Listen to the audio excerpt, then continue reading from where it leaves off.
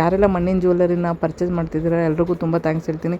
ಇನ್ನೂ ಪರ್ಚೇಸ್ ಮಾಡೋರು ಇದ್ದರೆ ಕಾಂಟ್ಯಾಕ್ಟ್ ಮಾಡಿ. ಇಲ್ಲಿ ಒಂದಷ್ಟು ಮಣ್ಣಿನ ಜ್ಯುವೆಲ್ಲರಿಗಳನ್ನ ಹೊಸದೆಲ್ಲ ಅಪ್ಡೇಟ್ ಮಾಡಿದ್ದೀನಿ. ಯಾರಿಗಾದ್ರೂ ರಿಟರ್ನ್ ಗಿಫ್ಟಿಗೆ ಬೇರೆಯವ್ರಿಗೆ ಯಾರಾದರೂ ಗಿಫ್ಟ್ ಕೊಡಬೇಕು ಅಂದರೆ ಕೈಯಿಂದ ಮಾಡಿರೋ ಹ್ಯಾಂಡ್ಮೇಡ್ಗಳನ್ನ ಕೊಡೋದ್ರಿಂದ ತುಂಬ ಖುಷಿಪಟ್ಟು ತಗೊಳ್ತಾರೆ ಮತ್ತು ತುಂಬ ಇಷ್ಟಪಟ್ಟು ಒಂದಷ್ಟು ದಿನ ಇಟ್ಕೊಂಡು ನೆನಪಿಸ್ಕೊಳ್ತಾರೆ ನಿಮ್ಮನ್ನು.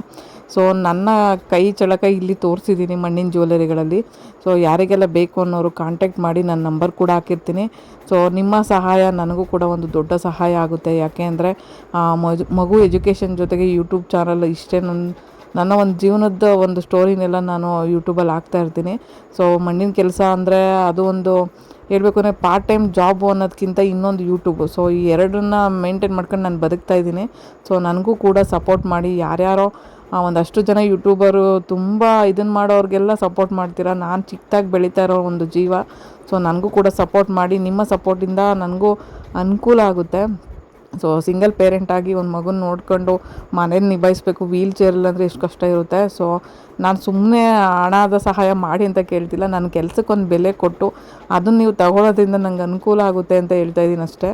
ಸೊ ನಾನು ಹೋಗಿ ಆಫ್ಲೈನಲ್ಲಿ ಸ್ಟಾಲ್ಗಳಿಗೆ ದುಡ್ಡು ಕೊಟ್ಟು ಪೇ ಮಾಡಿ ಬದುಕೋದಕ್ಕೆ ಕಷ್ಟ. ಸೊ ಎಲ್ಲ ಸ್ಟಾಲ್ಗೆಲ್ಲ ದುಡ್ಡು ಕೊಡೋದ್ರಿಂದ ನನಗೆ ಯಾವುದೇ ಒಂದು ಆದಾಯ ಅಂತ ಏನೂ ಆಗೋಲ್ಲ. ಅದಕ್ಕೋಸ್ಕರ ನಾನು ಆನ್ಲೈನ್ಗಳಲ್ಲಿ ಸೆಲ್ ಮಾಡಬೇಕು ಅಂತ ಹೇಳ್ಬಿಟ್ಟು ನಾನು ಒಂದಷ್ಟು ಕಷ್ಟಪಡ್ತಾಯಿದ್ದೀನಿ.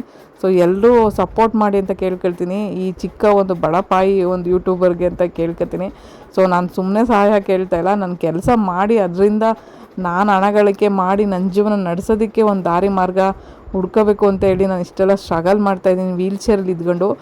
ವೀಲ್ ಚೇರಲ್ಲಿ ಇದ್ದೀನಿ ಅಂತ ಮಾಡದೇ ಇದ್ರು ಅಟ್ಲೀಸ್ಟ್ ನನ್ನ ಕೆಲಸಕ್ಕಾದರೂ ಒಂದು ಬೆಲೆ ಕೊಡಿ ಅಂತ ಕೇಳ್ಕೊಳ್ತೀನಿ ನಿಮ್ಮೆಲ್ರಿಗೂ.